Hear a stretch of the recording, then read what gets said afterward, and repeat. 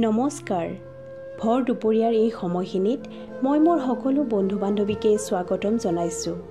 আশা কৰোঁ সকলোৱে যাতে ভালে কুশলে আছে। ভৰ দুপৰীয়াৰ প্ৰতিটো খণ্ডত মই আপোনালোকক এটি কাহিনী শুনাম। আচলতে এইবোৰ কাহিনী নহয়, আমাৰ সমাজত থকা কিছুমান মানুহৰ জীৱন সংগ্ৰাম। বলক তেন্তে আমি কাহিনীটোৰ মাজলৈ যাওঁ। অন্ধবিশ্বাসৰ বলি হৈ এখন ঘৰৰ একেটা পৰিয়ালৰ 11জন সদস্যই একেলগে আত্মহত্যা কৰা কাহিনী আপোনালোকক মই ইতিমধ্যে শুনাইছোঁ। আজিৰ কাহিনীটো গাৰ নোম শিয়ৰি উঠা এটি অন্ধবিশ্বাসৰ কাহিনী। অন্ধবিশ্বাসৰ কথা আহিলে এনেকুৱা লাগে, এনেকুৱা কিছুমান ঠাই য'ত শিক্ষাৰ পোহৰ পৰা নাই, এনেকুৱা কিছুমান ব্যক্তি যাৰ অলপো শিক্ষা নাই। অন্ধবিশ্বাসৰ বলি তেনেকুৱা ঠাই বা তেনেকুৱা মানুহহে হয়। কিন্তু আজিৰ কাহিনীটো অতিশয় আচৰিত হ'ব লগা কাহিনী। আজিৰ কাহিনীটো অন্ধ্ৰপ্ৰদেশৰ। অন্ধ্ৰপ্ৰদেশৰ এটা পৰিয়ালৰ মুখ্য ব্যক্তিজনৰ নাম ডক্টৰ বি পুৰুষোত্তম নাইডু। তেখেত কেমেষ্ট্ৰিত PhD লগতে এখন স্কুলৰ প্ৰিন্সিপাল আছিল। তেখেতৰ পত্নীৰ নাম পদ্মজা। পত্নীও মেথমেটিক্সত গ'ল্ড মেডেলিষ্ট লগতে এখন প্ৰাইভেট স্কুলৰ প্ৰিন্সিপাল আছিল। এদিনাখনৰ কথা, সেইদিনা ৰবিবাৰ আছিল। ৰাতি ডক্টৰ নাইডুই বন্ধু এজনলৈ ফোন কৰি ক'লে যে মই আৰু মোৰ পত্নী বৰ্তমান পূজাত বহি আছোঁ। ঘৰতে এখন ডাঙৰ পূজা পাতিছোঁ। এই পূজাখন 3 দিন ধৰি চলি আছে। মোৰ 2জনী ছোৱালী বৰ্তমান এই পৃথিৱীত নাই। কিন্তু চিন্তা কৰিব নালাগে, কাইলৈ সূৰ্য উদয় হোৱাৰ লগতে সিহঁত দুয়ো আকৌ জীয়াই উঠিব। এইবোৰ কথা শুনি নাইডুৰ বন্ধুজনৰ আচৰিত লাগিল। ভাবিলে ধেমালি কৰিছে নেকি? কিন্তু এনেকুৱা ধেমালি কৰিবনে বাৰু? কিনো কৈ আছে এইবোৰ? বন্ধুজনৰ ডক্টৰ নাইডুৰ পৰিয়ালৰ লগত খুব ভাল সম্পৰ্ক আছিল। বন্ধুজনে কিনো কৈছে বুলি ডক্টৰ নাইডুৰ ঘৰলৈ আহিল। কলিং বেল বজোৱাত ডক্টৰ নাইডুৱে নিজে দুৱাৰ খুলি দিলে আৰু বন্ধুজনক ভিতৰত মাতিলে। ভিতৰলৈ গৈ বন্ধুজনে যি দৃশ্য দেখিলে, মানুহজন ভৰিৰ পৰা মূৰলৈ কঁপিবলৈ ধৰিলে। ঘৰৰ ভিতৰখন পূজাৰ সামগ্ৰীৰে ভৰি আছিল। দেখি গম পাই যে তাত ইতিমধ্যে পূজা চলিয়ে আছে। তাৰ পৰা সামান্য আঁতৰত ডাঙৰ ছোৱালীজনীৰ মৃতদেহটো পৰি আছে। তাইৰ মূৰটোত কিবা যে ওজন বস্তুৰে থেতেলিয়াই মাৰিছে সেয়া অনুমান কৰিব পাৰি। তাৰ পৰা আৰু অলপ আঁতৰত সৰু ছোৱালীজনীৰ মৃতদেহটো পৰি আছে। তাইৰ মূৰত ত্ৰিশূল এপাত ভৰাই থোৱা আছে। মুখখনত তামৰ সৰু পাত্ৰ এটা গুজি দিয়াই আছে। দুয়োটা মৃতদেহ সম্পূৰ্ণ উলংগ আৰু তেজেৰে লুতুৰি পুতুৰি হৈ আছে। গোটেই ঘৰটোত কেঁচা তেজৰ গোন্ধ বিয়পি পৰিছে। ডক্টৰ নাইডুৰ বন্ধুজনৰ এইবোৰ দৃশ্য দেখি মাথাই কাম নকৰা হৈছে। বন্ধুজনৰ তেনেকুৱা অৱস্থা দেখি ডক্টৰ নাইডুৱে আৰু তেখেতৰ পত্নীয়ে সান্তনা দিছে যে আপুনি চিন্তা নকৰিব, আমাৰ ছোৱালী দুজনীৰ একো হোৱা নাই। সিহঁত কাইলৈ ৰাতিপুৱাই জি উঠিব। কাৰণ আজি কলি যুগৰ শেষ ৰাতি। কাইলৈ ৰাতিপুৱালৈ সত্যযুগ আৰম্ভ হ'ব আৰু আমাৰ ছোৱালী দুজনীৰ জীৱন বহুত সুখময় হ'ব। সিহঁতে কেতিয়াও দুখ কষ্ট নাপায়। এনেকৈ কৈ দুয়ো পতি পত্নী আকৌ পূজা আৰম্ভ কৰাৰ যোজা কৰিবলৈ ধৰিলে। এইবোৰ দেখি বন্ধুজনে ভয়ত কঁপিবলৈ ধৰিলে আৰু কিবা কিবি বাহানা বনাই তাৰ পৰা ওলাই চিধাই থানা পালেগৈ। পুলিচৰ আগত সকলো কথা কৈ পুলিচক লগত লৈ আকৌ ডক্টৰ নাইডুৰ ঘৰলৈ আহিল। দুৱাৰ খুলি ডক্টৰ নাইডুই পুলিচ দেখি ক'বলৈ ধৰিলে, আমি এখন বহুত ডাঙৰ পূজা কৰি আছোঁ। আপোনালোকে প্লিজ ডিষ্টাৰ্ব নকৰিব। মই আপোনালোকক হাতযোৰ কৰিছোঁ।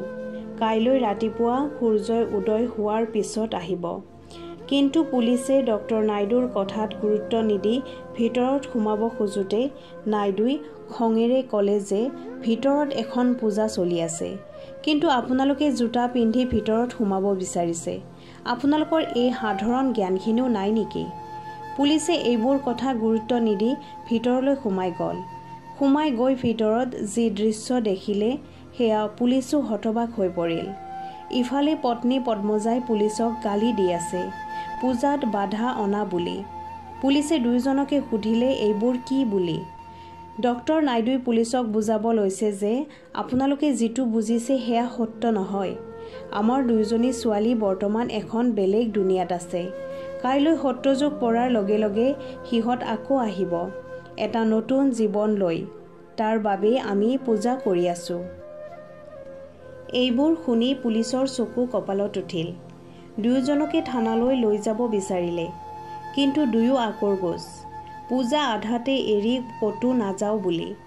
লাগিলে আপোনালোকে ৰাতিপুৱা আহিব, যি সিদ্ধান্ত লৈ ল'ব, কিন্তু আমি ছোৱালী দুজনী ঘূৰি অহালৈ ক'তো নাযাওঁ। পুলিচ বিমূৰত পৰিল। জোৰ কৰি দুয়োকো থানালৈ লৈ গ'ল আৰু মৃতদেহকেইটা পষ্টমৰ্টেমৰ কাৰণে পঠাই দিলে। পুলিচে তদন্ত আৰম্ভ কৰি দিলে। ওচৰ পাজৰৰ মানুহক সোধা পোছা কৰিলে। ওচৰৰ মানুহে ক'লে যে পৰিয়ালৰ চাৰিওজনে আন মানুহৰ লগত বেছি মিলা মিছা নকৰিছিল আৰু 3 দিন ধৰি ঘৰৰ পৰা কোনো বাহিৰতো ওলোৱা নাছিল। ঘৰত কাম কৰা মহিলাজনীকো আজি 3 দিন ধৰি অহা দেখা নাই। পুলিচে কাম কৰা মহিলাজনীক বিচাৰি উলিয়ালে আৰু সোধা পোছা কৰিলে। তাই ক'লে, মালিকনীয়ে মোক 3 দিন আহিবলৈ মানা কৰিছিল, গতিকে মই কামলৈ যোৱা নাছিলোঁ। তাত কি হৈছে সেইবোৰ মই নাজানো।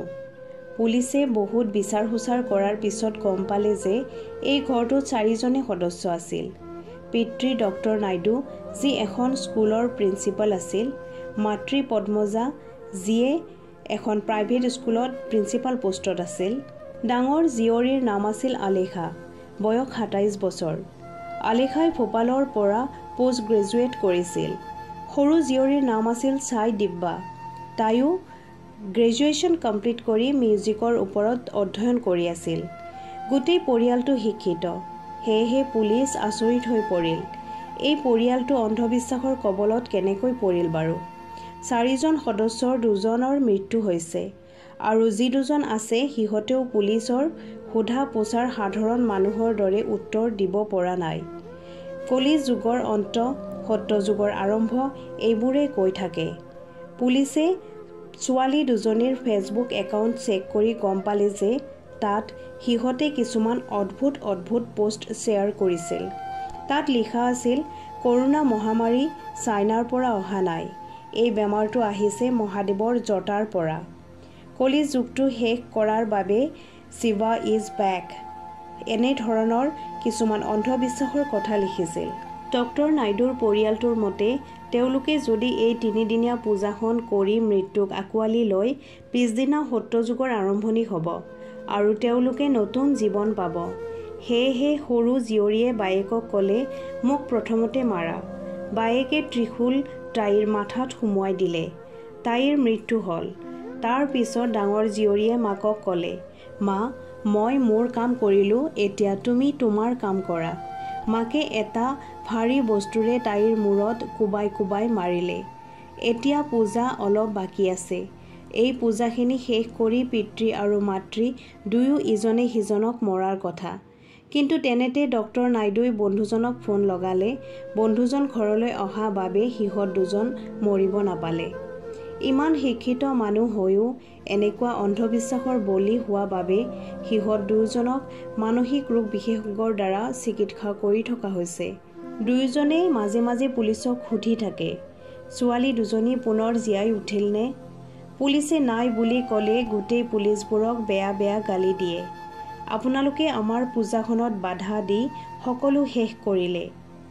অন্ধবিশ্বাসৰ ফলত এনেকৈ এখন সুন্দৰ ঘৰ শেষ হৈ গ'ল। কিন্তু ইমান শিক্ষিত পৰিয়াল এটা কেনেকৈ আৰু কেতিয়াৰ পৰা অন্ধবিশ্বাসৰ কবলত পৰিল সেয়া ৰহস্য হৈ থাকিল। ভৰ দুপৰীয়াত আজিৰ এই কাহিনীটো ইমানতে শেষ কৰিলোঁ। আশা কৰোঁ আপোনালোকে শুনি ভাল পাইছে আৰু যদি ভাল পাইছে মোৰ চেনেলটো ছাবস্ক্ৰাইব কৰি দিব, লগতে লাইক আৰু কমেণ্টটো কৰিব, যাতে আমাৰ সমাজত ঘটি থকা এনেবোৰ সঁচা ঘটনাক কাহিনী ৰূপত মই আপোনালোকক শুনাব পাৰোঁ। ধন্যবাদ।